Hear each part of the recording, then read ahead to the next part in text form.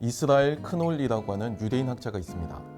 구약 성서를 고고학이나 다양한 학문과의 융합을 통해서 재해석을 시도하는 학자인데요. 사실상 오늘날 한국교회의 분위기에서 이 학자의 이 견해를 수용하기란 아마 상당히 어렵지 않을까 그렇게 생각합니다.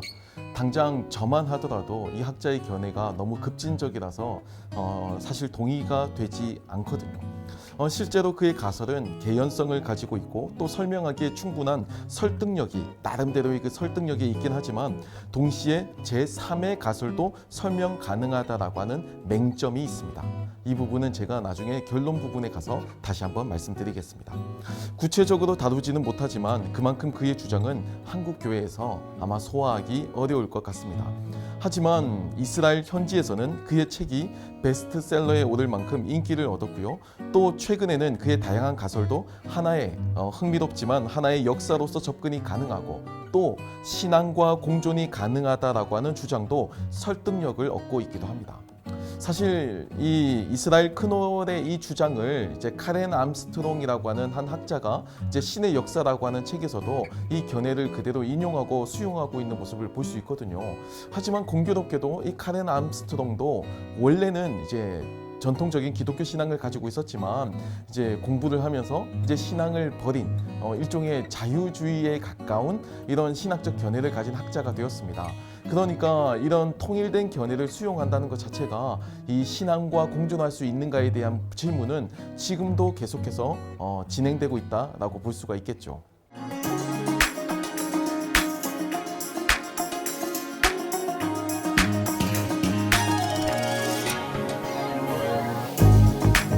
그에 따르면 20세기 중반까지는 이스라엘과 고대 근동의 유물을 통해서 성서를 연구하는 학풍이 대세였다고 합니다.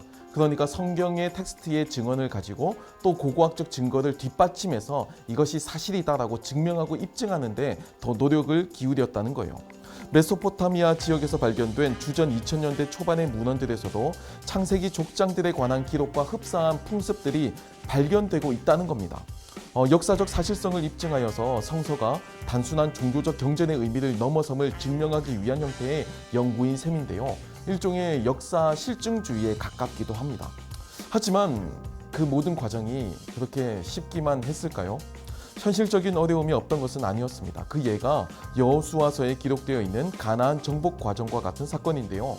고고학적으로 이스라엘의 가나안 정복이나 또 다윗과 솔로몬의 전성기 시절은 어느 정도 역사적 사실로서 파악할 수가 있습니다. 하지만 문제는요, 그 연대에 있어요. 예를 들면 창세기에서 등장하는 블레셋 족속은 실제 그 시대에 가나안에 존재하지 않았다. 이게 일반적인 연대를 연구한 학자들의 주장이거든요. 또한 낙타 목축업은 보다 후대에 시작되었다라고 하는 연구 결과가 나오게 된 겁니다. 이러한 결과는 단지 이 연대기적인 불일치를 지적하는 것뿐만이 아니고 아예 창세기에 나타나 있는 족장들이 실존하지 않은 신화적인 인물이라는 결론까지 나아가기도 하죠. 사실 구약 성서에 대한 연구는 복잡하고 또 어렵고 굉장히 난해한 연구입니다. 특별히 출애굽과 관련하여서 충분한 자료가 없다는 점은 이 출애굽의 역사성에 대한 질문으로까지 이어지고 출애굽이 있다고 해도 그 규모나 연대에 있어서 지금도 지속적으로 그 여러 가지 문제가 제기되기도 합니다. 이런 여러 가지 현실적인 어려움들을 먼저 이해하고 오늘 영상을 보시면 좋을 것 같은데요. 오늘은 재미있게도 이 레위인의 기원을 바라보는 이스라엘 크놀의 독특한 관점을 소개하려고 합니다.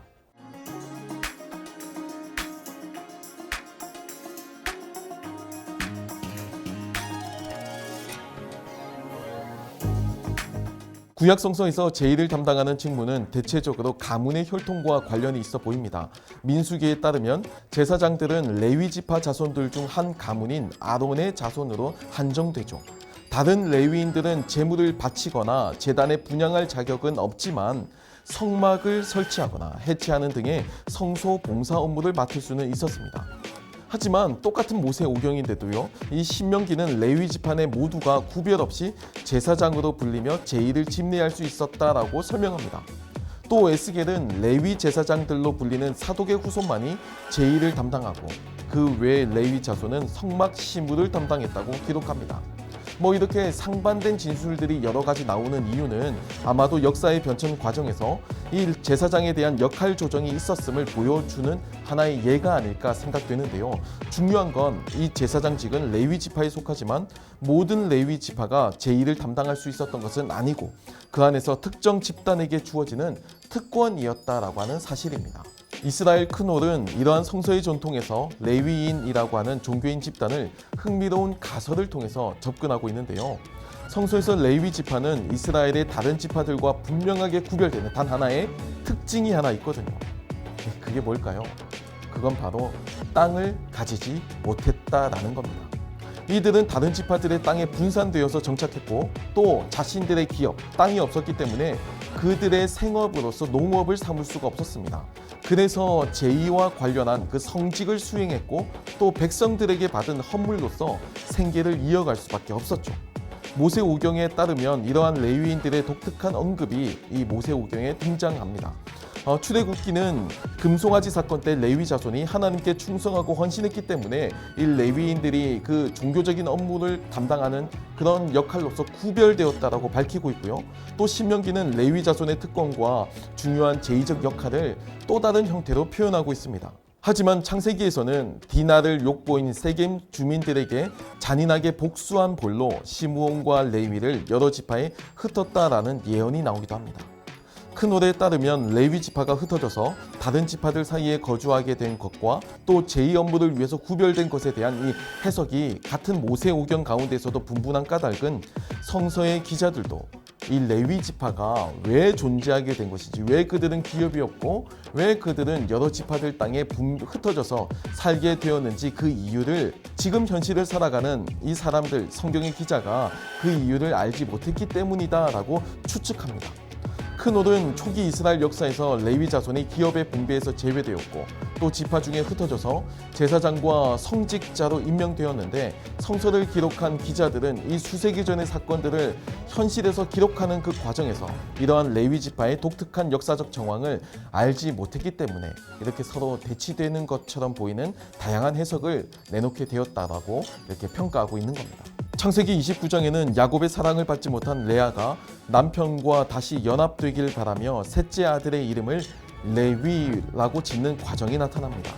이 이야기에 따르면 레위의 이름은 히브리어 동사 레일라보트의 어원을 두고 있고 이 어원은 누구와 결합한다라고 하는 뜻을 가지고 있음을 알 수 있습니다. 최근 학자들은 레위인, 이 레비임이라는 명칭이 레일라보트 동사와 관련이 있지만 보다 조금 그 의미를 확장시켜서 넓은 의미로 나그네와 관련해 쓰인다라고 주장하는데요. 나그네는 타 지방에서 이스라엘 백성에 편입됐지만 땅을 분배받지는 못했습니다. 레위인과 나그네 모두 이스라엘 땅에서 기업을 얻을 수가 없었다는 점에서 공통점을 가지고 있죠. 이 점에서 크놀은 레위인이 이스라엘과 나중에 연합되고 결합된 사람들 그리고 나그네로 여겨졌다고 잠정적으로 평가합니다. 그리고 아마도 레위 자손은 이스라엘 공동체의 초기 구성원이 아니었을 거라 추정하죠. 집단으로 들어와서 이스라엘 공동체에 결합이 되었지만 땅 분배에서 제외되었기 때문에 그들은 다른 지파에 각기 흩어져서 제2 업무를 담당하는 자들로 임명될 수밖에 없었다라는 것이 크놀의 가설의 내용입니다.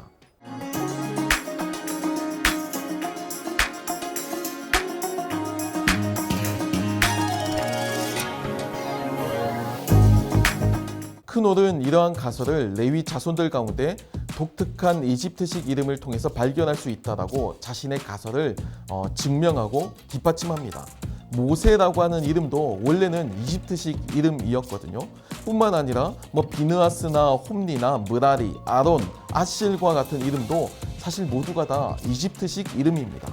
그런데 다른 지파에서는 이집트식 이름이 전혀 발견되지 않는다는 거예요. 하지만 그렇다고 크놀은 레위인의 모든 기원이 모두가 다 이집트라고 단정할 수도 없다라고 이제 주장합니다. 만약 그렇다면 1세대 레위인들의 이름이 모두 이집트식 이름이어야 하거든요. 성서에 소개된 이 레위인의 이름에 이집트 이름과 셈족 이름이 혼재하고 있다는 사실을 통해서 레위인의 선조를 이집트로 이주한 셈족으로 추정할 수가 있다라는 겁니다. 그러니까 셈족이 이집트로 이주해서 그 이집트를 탈출한 사람들이 레위인이기 때문에 이집트식 이름을 가진 사람도 있고 또 셈족에게 기원한 이름을 가진 사람도 혼재되어 있었다는 게 크놀의 주장인 겁니다. 셈족이 이집트로 건너갔다가 다시 가나안에 온 사실은 출애굽 사건을 통해서도 분명하게 드러나죠. 하지만 크놀은 이것을 이스라엘 전체의 기원으로 보고 있지는 않습니다. 이 연대기적 불일치 때문에 그런데요. 주전 1213년부터 1204년에 이집트를 통치한 파라오 메르넵타의 기념비에는 이스라엘이라고 하는 이름이 공식적으로 등장하는 아주 고고학적 가치가 높은 그런 기념비라고 할 수가 있습니다. 성경이 아닌 다른 문헌에서 이스라엘이라고 하는 명칭이 등장하는 경우가 사실 메르넵타 기념비가 거의 독보적이라고 할 수가 있거든요.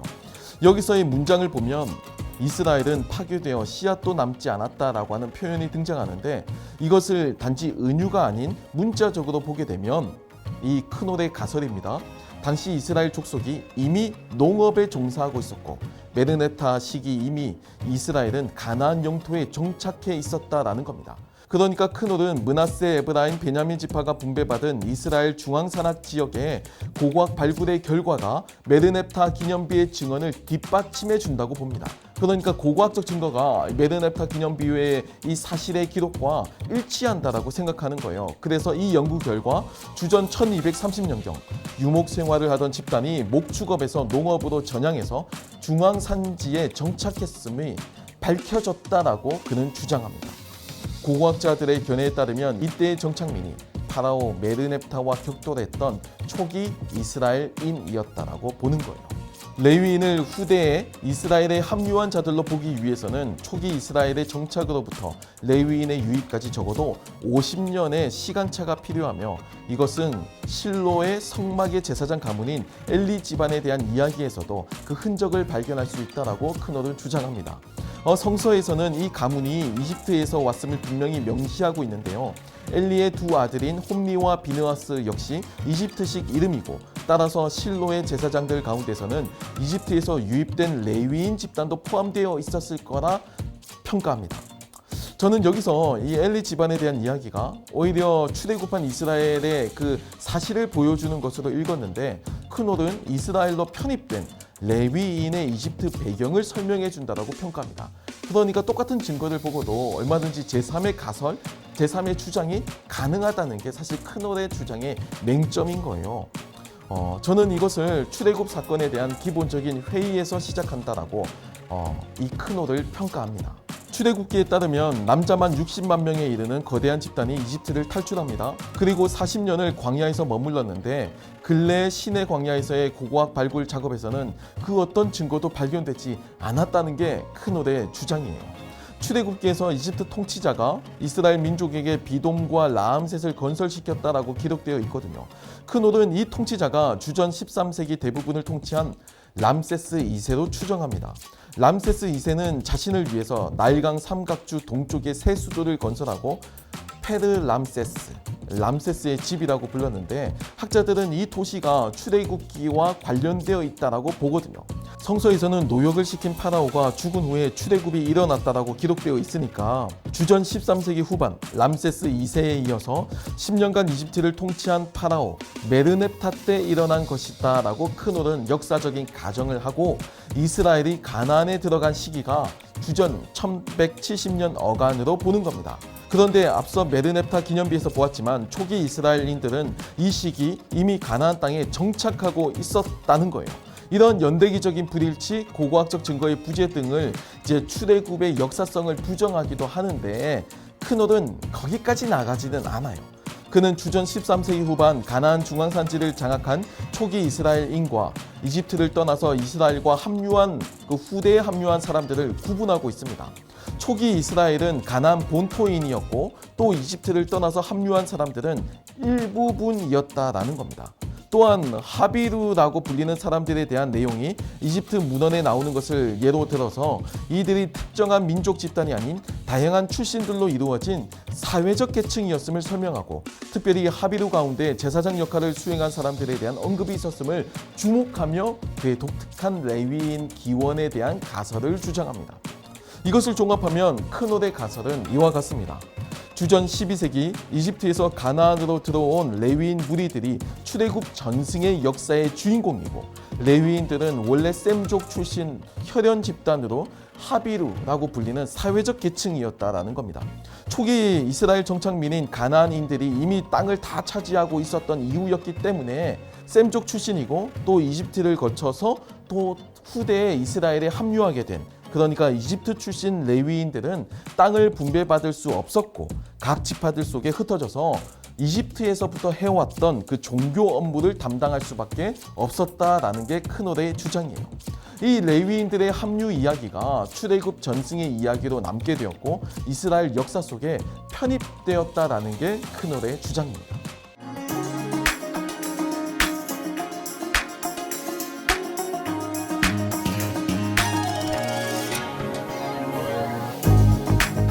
이스라엘 크놀의 주장은 이스라엘 민족의 기원을 성서의 전승과 고고학적 역사적 사료들과 병행하여서 추정한 것으로서 이스라엘 현지에서도 많은 화제를 불러모았습니다.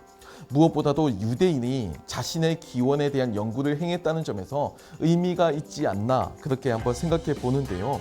학자이니만큼 자료를 수집하고 또 이를 통해서 가설을 세우고 이를 성서의 전승과 연관시켜서 이해하려는 시도도 제 입장에서는 나름대로 유의미하다라고 생각합니다.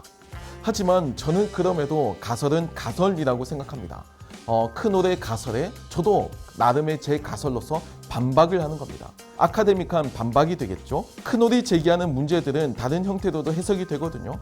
예를 들어서 제가 앞서서 이제 엘리 제사장에 대한 이야기를 통해서 이들이 모두 이집트에서 건너온 사람들로 여기고 레위인 일부가 이집트 출신이었다라고 크놀은 가설을 제기하지만 저는 이것이 오히려 성경에 기록된 대로 출애굽을 통한 이스라엘의 자의식, 그 자기의식의 출발점이라고 봅니다. 물론 출애굽이라고 하는 사건이 워낙 방대하고 엄청난 사건이기 때문에 이것에 대한 고고학적 흔적이나 타 국가의 역사적 사료가 부족하다는 점 알고 있습니다. 하지만 그럼에도 오늘날 현대국가 이스라엘의 그 건국 원년이 이 출애굽으로 삼거든요. 뿐만 아니라 이스라엘의 기원이 되는 사건을 레위인으로 한정시키는 것 자체가 저는 조금 설득력이 떨어지지 않나 생각해 봅니다. 물론 이스라엘이라고 하는 그 큰 거대 메타 내러티브 속에서 이제 출애굽 사건에 대한 이야기가 편입될 수는 있다고 봐요. 하지만 지금 현재 존재하는 유대인들 그리고 신약 성경에 나타나고 있는 그 유대인의 정체성을 가진 사람들은 이 출애굽 이야기를 레위인에 한정시켜서 이해하고 있지 않거든요. 자신들의 민족적 기원을 출애굽으로 관련시켜서 봅니다. 물론 후대의 전승 과정에서 이 출애굽 사건에 대한 이야기가 이제 모든 이스라엘 민족적 역사의 이야기로 확정되었다라고 볼 수도 있겠지만 저는 먼저 성경의 증언을 우선적으로 여기는 목회자이기 때문에 저는 이 크놀의 가설이 그래도 이런 부분에서 조금 설득력이 떨어지지 않나라고 저는 생각해 본다라는 겁니다. 그리고 가나안 정착 과정에 대한 하비루 집단이나 가나안 초기 정착민 그리고 이집트에서 나온 레위인들로 흥미롭게 이스라엘 연합체를 그려내는 것은 의미가 있습니다. 이스라엘은 다양한 문화와 또 다양한 지파와 또 다양한 계층이 어울려 있는 연합국가로 보는 것이 더 정확하거든요. 하지만 그럼에도 구약 성서가 이야기하는 전체 이야기의 맥락과 상이할 수밖에 없다는 점에서 저는 그 의견에 동의하지 않습니다. 어찌되었든 구약 성경을 최종적으로 편집한 그리고 구약 성경을 정경으로 확정하고 이 내용을 그대로 계승한 유대인들은 이 사건을 그렇게 부분적으로 발췌하거나 부분적으로 제한해서 적용하고 있지 않기 때문입니다. 저는 결국 완성된 구약 성경이라고 하는 정경 그리고 이를 해석해온 전통적인 맥락을 존중합니다. 그리고 이 틀 안에서 해석하고 적용하려고 해요. 왜냐하면 저는 2024년을 사는 한국인이고 이 구약 성경을 기록한 사람들은 유대인이고 자신들의 기원을 먼저 언급하고 먼저 체험하고 먼저 목격한 우선권이 있다고 저는 생각하기 때문입니다. 이스라엘 기원 가설에 대한 흥미나 몇몇 요소들은 이스라엘 크놀의 주장이 재미있긴 하지만 저는 신앙적인 의미는 조금 다르다라고 생각합니다. 레위인의 기원에 대한 이 이스라엘 크놀에 대한 흥미로운 가설 재미있게 보셨는지 모르겠습니다. 하지만 역사적인 맥락을 추적하는 것과 또 신앙적인 의미를 다시금 되새기는 것은 분명한 차이가 있음을 우리가 기억해야 할 것 같습니다. 바울은 사도행전에서 이스라엘 역사를 짚으면서 이스라엘 전체의 역사가 출애굽의 역사라고 기록하는 것을 발견합니다. 이스라엘을 재해석하고 이스라엘을 다시 복음으로 해석하는 것에 이미 초대교회가 동참하고 있다는 것을 우리는 간과해서는 안 될 겁니다. 지금까지 시청해 주셔서 감사합니다.